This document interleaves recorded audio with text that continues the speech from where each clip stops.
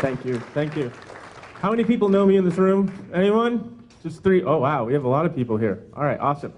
I'm going to be talking about something that all of you guys are screwing up, and that is how to call the capital. A lot of you guys are nervous freshman guys asking for a date when you're asking for the capital, and you screw it up because you don't want to look foolish and you don't want to embarrass yourself. And so this is a perfect time, especially when we're all going to be spending time with loved ones for Thanksgiving. We're going to be pulling capital out of them, right? ABR, always be raising, write that down. So I'm going to go through this kind of fast because I did put together a 6-step blueprint here, so I'm hoping that I'll be able to do it within this 20 or 30 minutes that I'm allotted. If not, then maybe if you guys are nice to me, I'll give you a copy of the presentation. What do you think? Yes? Yes? All right, guys, I feed off of you. All right, a little bit about me. I was born and raised in New York City in the 212. Any New Yorkers in the house? There we go. Chris Courtney, you're from New York? All right. I started my career as an investment banker at Goldman Sachs. Sorry, I did not learn this business by going to bed broke, taking a pill, and waking up the next morning rich. All right, I learned it from arguably some of the best and brightest minds in finance. And I've been a guest speaker several times. I've written books and all sorts of stuff. And this year I won Think Realty's 2018 Commercial Investor of the Year, which is pretty cool. And I also am the author of the most expensive real estate investing book ever sold on Amazon. All right?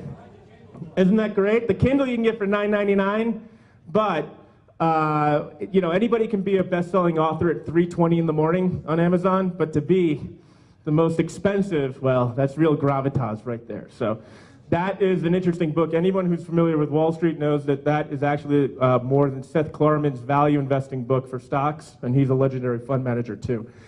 And so what do? We are basically equity investors. We take money from very wealthy individuals' family offices. A family office is defined as having at least $100 million in assets under management. It is not a bad question to ask someone, your family office, how much do you have under management? If they say $2 million, they're just a rich doctor or dentist. They're not really sophisticated. We founded this in 2001 with $400 million in equity raised over 3 separate funds. All of them have been distressed. Do you think we're coming into a distressed era right now? How many people say yes? How many people say no? How many people are just going to buy multifamily no matter what? Okay, perfect. I don't want to offend anybody in this room, but we don't do multifamily. Is that bad? Would you like to see some of the deals we do? Yes? All right, good. Okay, perfect. So one of the things that Ellie was talking about before in the other comment section is be on top of your investors. And what I do is I write a letter out. And so I'm going to give you some tools here that I want you guys to download, to read, so you can capture the voice and understand how to talk to your investors. They want to know what you're thinking. They want to know. They just don't want to see you when you're hot and horny looking for a date.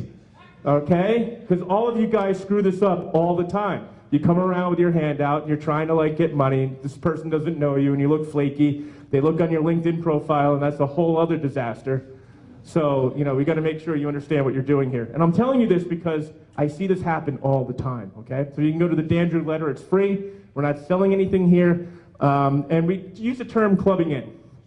So your goals here with this that I've put together for you is that you want to develop long-term relationships. And by all means, find the capital before the deals. The deals will always be out there.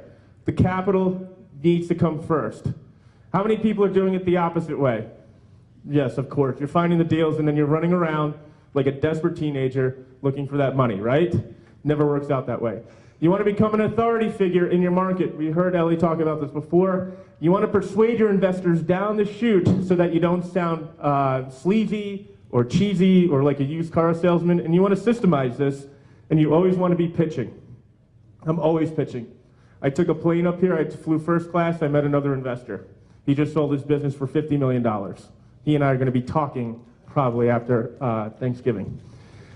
So what do we stand for? I'm just going to go through this real quickly. I think raising capital is the single most important thing you can do. The money always has a voice, but just how loud. And that's something you want to always write. You want to write that down. The money always has a voice. You should always be raising capital. Your job, or my job as a professional fund manager, is to raise money, get assets under management, and then find the deals. The deals will come. And I'll talk about that in a second. Networks are very important here. A lot of you guys don't have a strong network. A weak network will usually result in failure for most newer, inexperienced investors, and your network should be considered an investment, not an expense. Go to conferences like these, meet with other investors, meet with people, hang out with people who are more successful than you, people who have experience, who have much more experience than you do. Our principles are that when we're investing into deals, we have a rule, and that rule is that good operators turn bad deals into good ones, and bad operators turn good deals into bad ones. Think about that for a moment. We don't believe in the excuses. As it was 2008, you should have seen this coming, and you should be a grown-up. And we also support driven individuals who actively are working towards long-term, building a career actively in real estate, raising, fundraising, capital formation, and capital placement. So we started by two former ex-Goldman Sachs bankers. We put together Dandrew Media. We've been in the education business for about 10 years now, and we were formerly Dandrew Media, and we rebranded in 2014 as a commercial investor, and we also have a podcast too, if you guys want to listen to it. It's really entertaining, and there's no bad language, so that's good. It's family friendly, because we ran into a little issue once with a family that was driving to Disney World listening to my podcast, and I said something wrong, and it went all over the minivan, and I got some hate mail. Anyway, so that's the New Yorker in me. Anyway, so let's move forward here. Does anybody know who this gentleman is? That's not me, no. That is my former boss at Goldman Sachs. His name is Steve Mnuchin. He is the Treasury Secretary now in the Trump administration. He made a lot of money after leaving Goldman too, because he bought IndyMac Bank for $400 million and sold it for $3 million. He's a distressed debt investor. I'm a distressed debt investor. This is where I sort of learned my ropes. So we also take a lot of the things that we've stand for as it relates to raising capital and putting it into a lot of venture capital deals. We're involved in deals such as Airbnb. Anybody ever hear of them? Just a few people, okay? I guess they don't have that in Denver. Tocagen, Clear Cove, and a few others too as well. And that's some of the things that we wrote in the letter is why we invested in these companies. Because there's a time when real estate's going up, it gets a little too hot, so we start going into other areas. IPO is filed for Airbnb in 2019. Yes, I can't wait for that. Tocagen is a company that went public in 2017, so we're very happy about that. We had a nice exit. And Clear Cove Systems is one here that just received an investment from Warren Buffett's Berkshire Hathaway, his Marmon Water Group. So the networking brings you the best possible deals if you're dealing with the best possible networks. Does that make sense? Yeah. Otherwise, you're donating money in venture capital, right? That's it. Somebody wants to start a bagel franchise, not really my cup of tea. But when you have very experienced operators who have done this before, that's who you want to listen to, and that's who you want to dial in with. All right. And we're also going in on Lyft, which just filed to go public when? Anybody know? 2 weeks ago, and they're going public probably in March. Isn't that great? So it's the deal flow, being able to get in at a good basis. That's what's most important here. My COO, AJ Pumpkin, might be here tomorrow. If not, what you want to do is you want to download the letter here so you can learn about what the stuff we're doing is. Okay, so let's get into this right now, the investor ascension journey.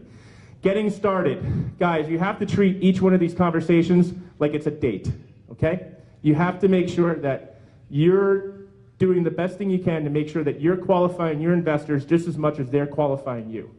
And you need to make sure that you're asking the questions. So let's start. Number one, when you're talking to someone, do not pitch any deals. You want to qualify your investor. I told you in first class on the way up here, I met an investor, I was qualifying him. Okay?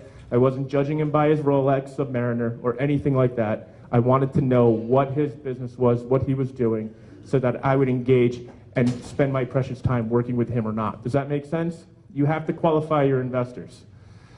So here's your initial elevator pitch. This is something I use. You guys can take a photo of it. I got to move kind of quickly here. So if you want to take a photo, go ahead, okay? And one of the things that you want to do is you want to mention certain edges that you have that might be obvious to you and people in this room, but not to people outside of this room. Such as how many people are raising money using a self-directed IRA? Gene, okay, only 4 people. You guys haven't heard about the self-directed IRA, you are missing out. You are missing out. It's the most powerful wealth creation mechanism, but a lot of people have a lot of money that they're sitting on in old jobs at 401ks and IRAs that they're just sitting on that they're not using. And so this is a very powerful mechanism to use, all right? And then after that, when you talk to them, like what I'm doing now, I'm going to have a follow-up conversation. And the follow-up conversation goes like this. Send me some information. How many people have heard that? It's like their way of telling you to shut up, right? Send me some information, right? What you want to do is you want to send them a pitch book. You want to send them a pitch book, but you want to follow up with them because that's the most important part. Hey, I'm going to send you some information. When's a good time for us to walk through this? How many people use it? We like using Zoom because you can actually, it's very mobile friendly, zoom.us. Has anybody heard of it? Okay, great. You want to use that. We have a pitch book. I have one that we use. It took me a while to put together. I put a template together. At the end of this, I'm going to give you a link to download that. It's 27 pages. You fill in the blanks, and it makes you look smarter and more experienced than you probably are at this point. How do you like that? Yes? Yes? Let's hear it. All right, perfect. You always want to make sure you make an excuse to follow. If you send them something, you got to follow up with them. And you have to force them to go through it and to read the pitch book, because if you do not force them to read it or go through it, then guess what? Nothing happens. Nothing happens, and that's the most important part. Other things that you want to put into a pitch book that everybody fails to do is, where does the investor's money go? How does it come back? Where does it go? Is it debt? Is it equity? Where in the capital structure does this money go? Bonus points. Where in the capital structure does this go? Are you common equity, preferred equity? What happens in the event of default? You got to be able to explain this. This is a page I took out of the pitch book over here for you guys. And then you're forcing them to take action. This is what we do day in and day out. You ready? Perfect. The self-directed IRA, nobody really knew about until Mitt Romney started running for office. And then like they do with all other political pundits, they just start digging in and doing a forensic background search. And they found out that he had a $102 million IRA. And then people are wondering, how did that happen? How come Fidelity's not giving me a $102 million IRA? Right? It's because of all the companies he invested in real estate that he was able to have this. So that's the most important part here. I'm just going to fast forward here. And one of the things is that when you're talking about the self-directed IRA, you want to rely on other people. We like using self-directed IRA custodians. We use one called VantageIRAs.com. There's many of them out there.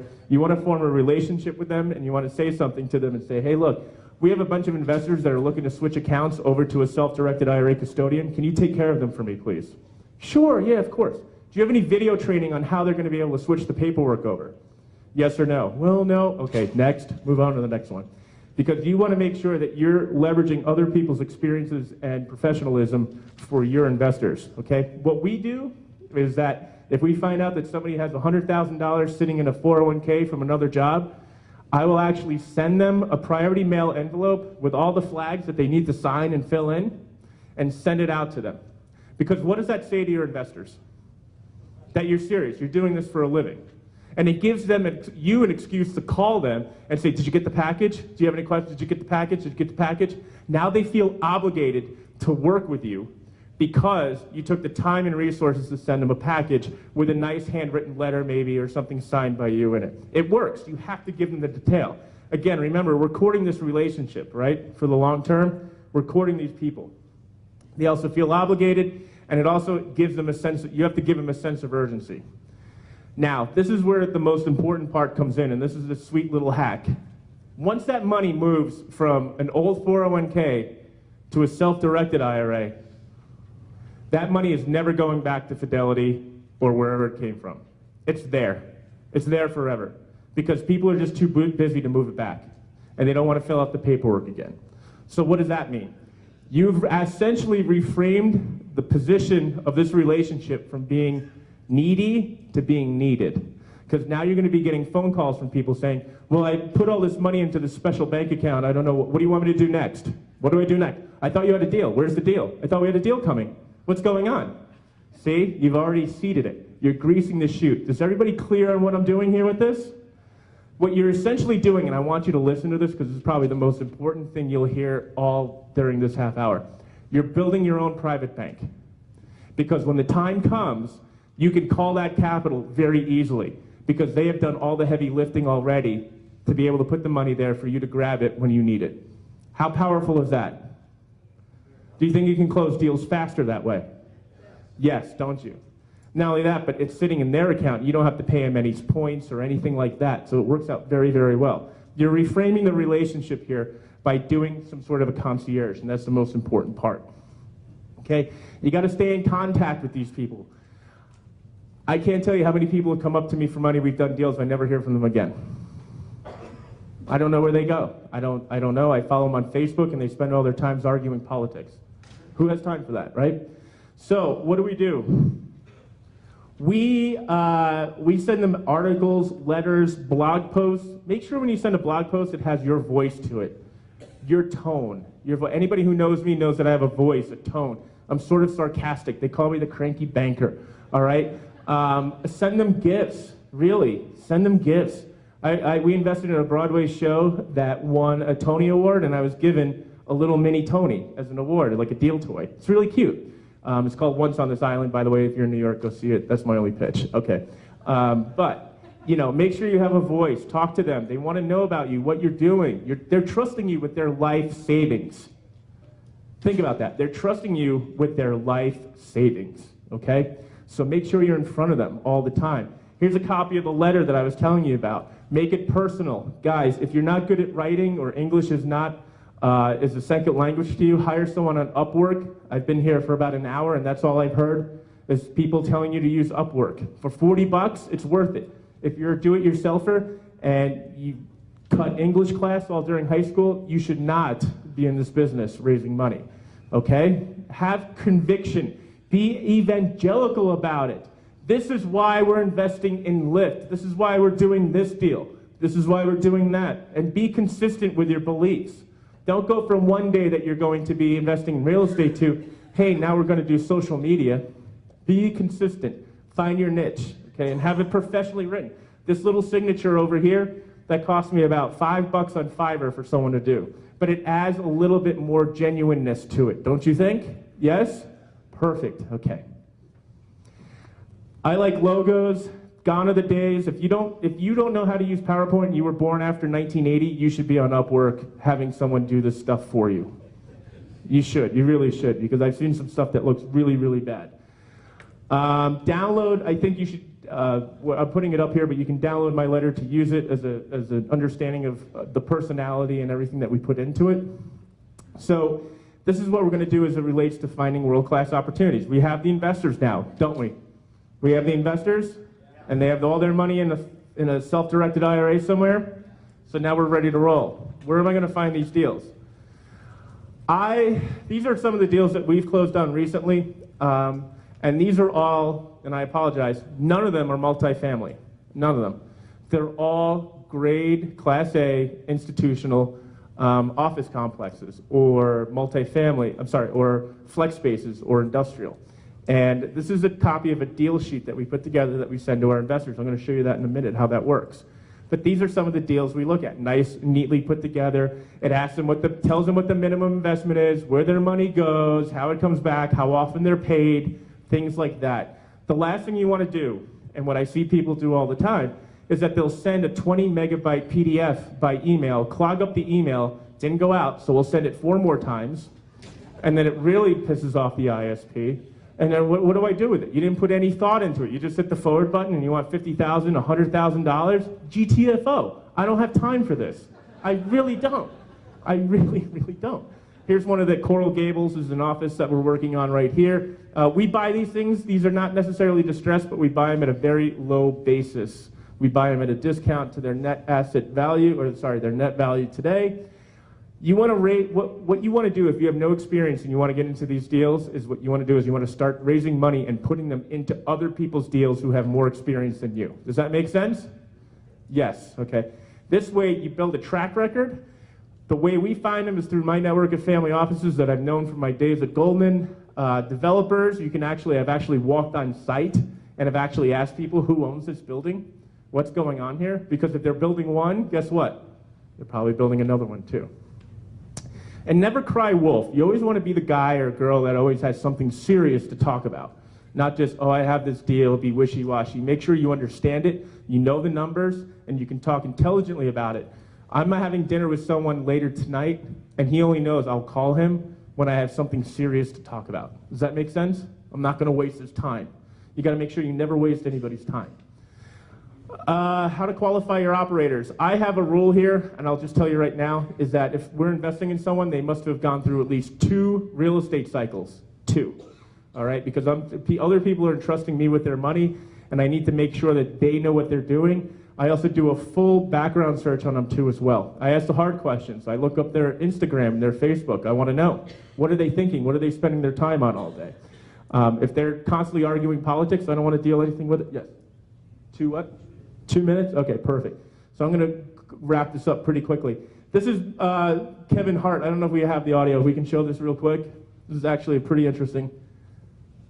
If we play this right here. You ever start explaining your financial situation for no reason at all? I said I would, but the way my bank account is set up, the thing is, I got a checking in the savings, but all the money is in my savings.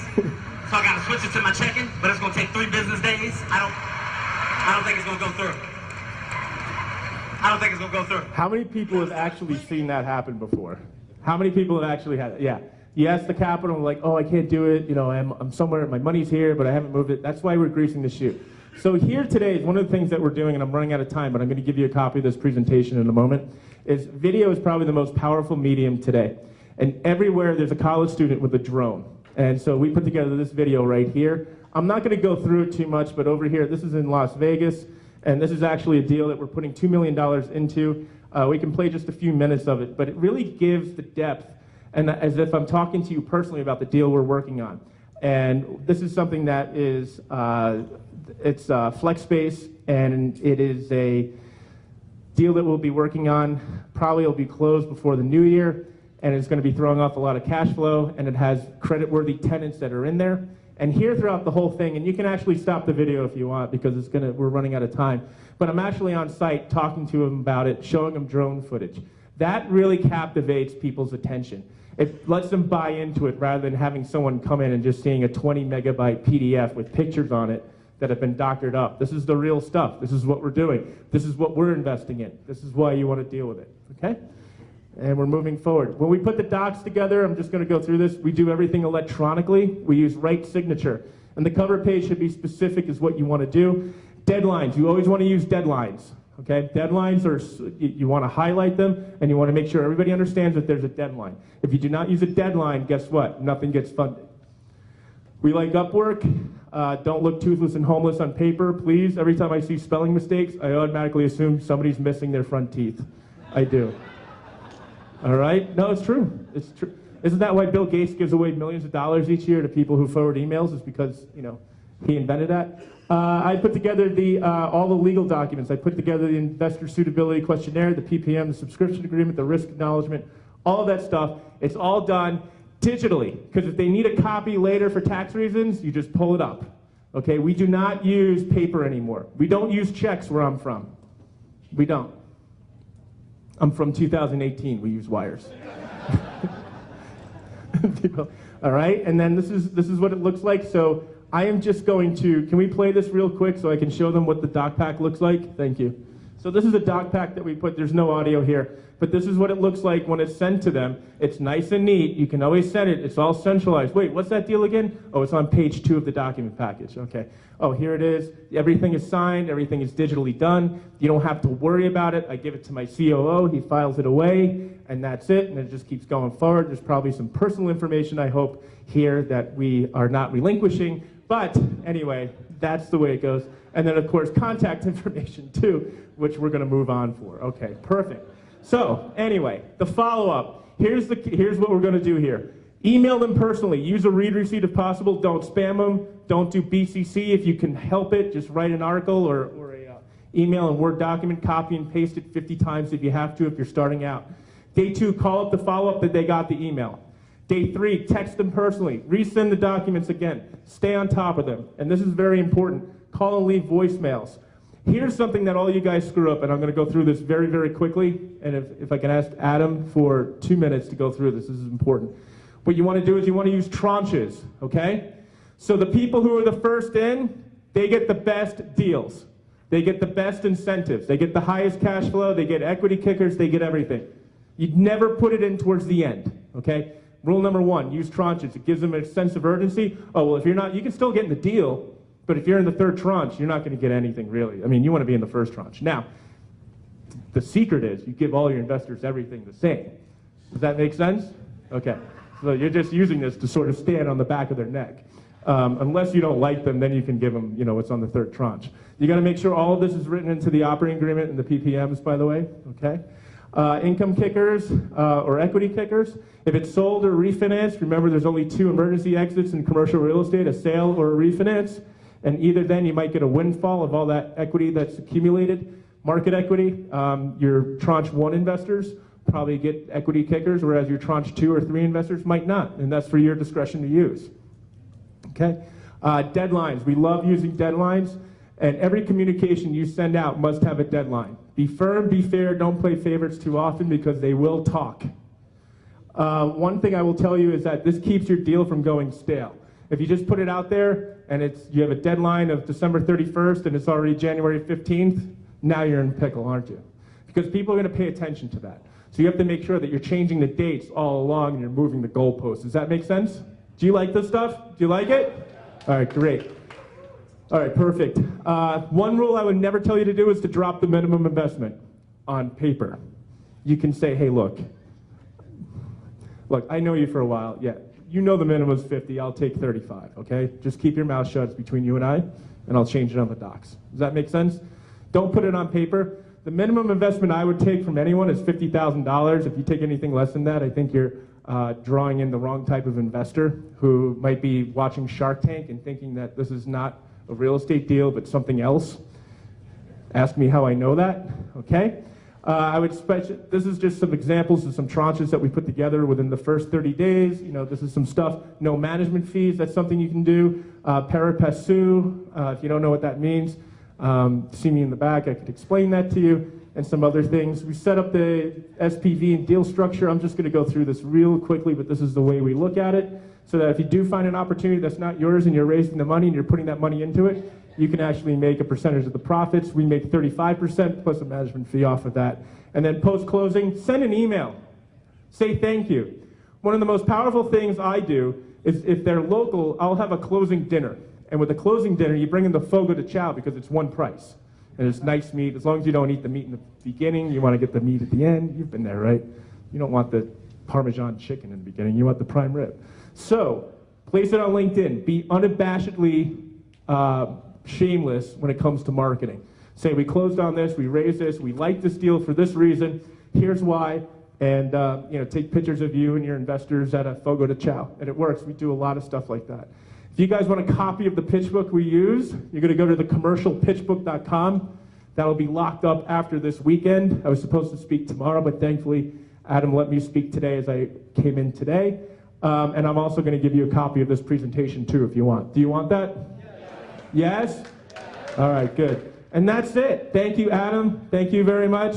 I'll be in the back for a little bit before I leave for the airport, but thank you for your time and let me talk. Thank you very much, guys. All right, we got time for a couple questions. So okay, I'll stay. Okay. 2 questions, raise your hand. There's only 2. 2 questions. 2 questions. Good.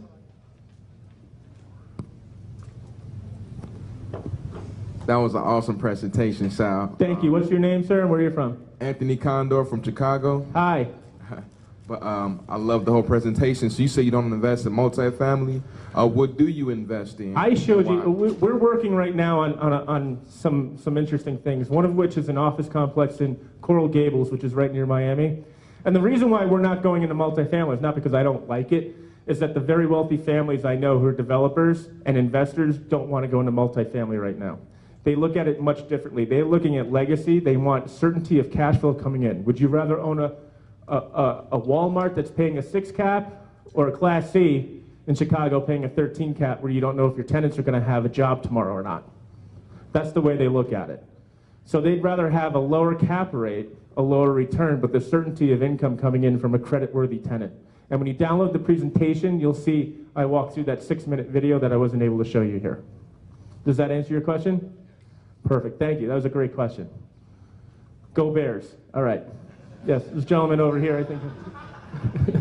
Hold on a second. So, you mentioned in your presentation about the Secretary of Treasury. What's his name? Yes, on how he did a deal where he bought it for 400 million, sold it for 3 million. Billion, okay. Okay, never mind. Yeah, he wouldn't be a good Treasury Secretary. He spent it 400 million and then sold it for 2 million. That's. I don't know how he'd be partner at Goldman Sachs either if he did that. But all right, any other non-specific math questions? One more question. One more question. Going once. Going. Oh wait, we got some in the back. Okay, there's always one. 400 million, sold it for 2 million afterwards. So I know I'm trying to put an hour and a half into 20 minutes, so I apologize for that. I'm not that. This New Yorker talks fast, but not that fast. Go ahead. Yes, Damon, where are you from? Hey Sal, Scott Lewis, Denver. How are you? Quick question. How do you do due diligence on multiple asset classes and make sure that you're doing the due diligence correctly on different asset classes? We hire people to do that. Roger. Yeah, there's a lot of due diligence people out there who do that stuff professionally, unbiased third parties who we do rely on. Plus, we go through in our office, we have 2 analysts, 1 associate, and 1 COO, and myself. No, then it's an implicit, it becomes an implicit, what do you call it?